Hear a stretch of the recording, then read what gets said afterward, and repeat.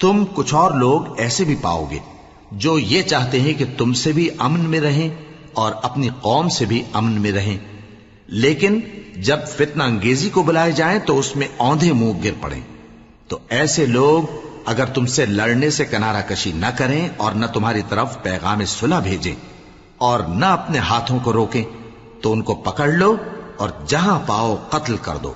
اور انہی لوگوں کے مقابلے میں ہم نے تمہیں کھلی چھوٹ دے دی۔ اور کسی مومن کو شایع نہیں کہ دوسرے مومن کو مار ڈالے مگر غلطی سے ایسا کر بیٹھے، اور جو غلطی سے بھی مومن کو مار ڈالے تو وہ ایک مسلمان غلام آزاد کر دے اور مقتول کے وارثوں کو خون بہا بھی دے،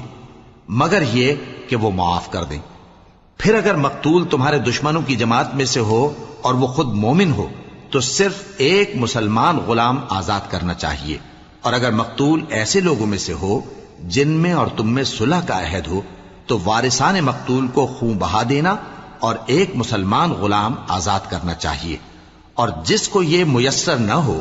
وہ متواتر 2 مہینے کے روزے رکھے۔ یہ کفارہ اللہ کی طرف سے قبول توبہ کے لیے ہے، اور اللہ سب کچھ جانتا ہے، بڑی حکمت والا ہے۔ اور جو شخص کسی مسلمان کو قصدن مار ڈالے گا تو اس کی سزا دوزخ ہے، جس میں وہ ہمیشہ جلتا رہے گا، اور اللہ اس پر غضبناک ہوگا اور اس پر لعنت کرے گا، اور ایسے شخص کے لیے اس نے بڑا سخت عذاب تیار کر رکھا ہے۔ مومنو، جب تم اللہ کی راہ میں باہر نکلا کرو تو تحقیق سے کام لیا کرو، اور جو شخص تم کو سلام کرے اس سے یہ نہ کہو کہ تم مومن نہیں ہو، کہ اس سے تمہاری غرض یہ ہو کہ دنیا کی زندگی کا فائدہ حاصل کرو۔ سو اللہ کے پاس بہت سی غنیمتیں ہیں،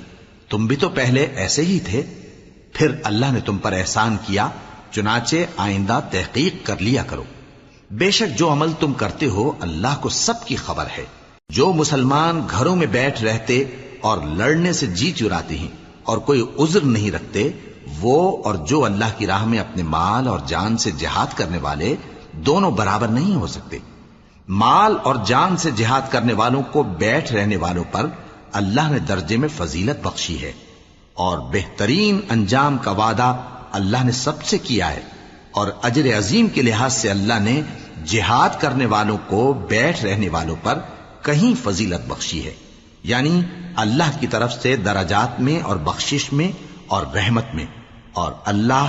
بڑا بخشنے والا ہے، بڑا مہربان ہے۔ جو لوگ اپنی جانوں پر ظلم کرتے ہیں جب فرشتے ان کی جان قبض کرنے لگتے ہیں تو ان سے پوچھتے ہیں کہ تم کس حال میں تھے؟ وہ کہتے ہیں کہ ہم ملک میں عاجز و ناتواں تھے۔ فرشتے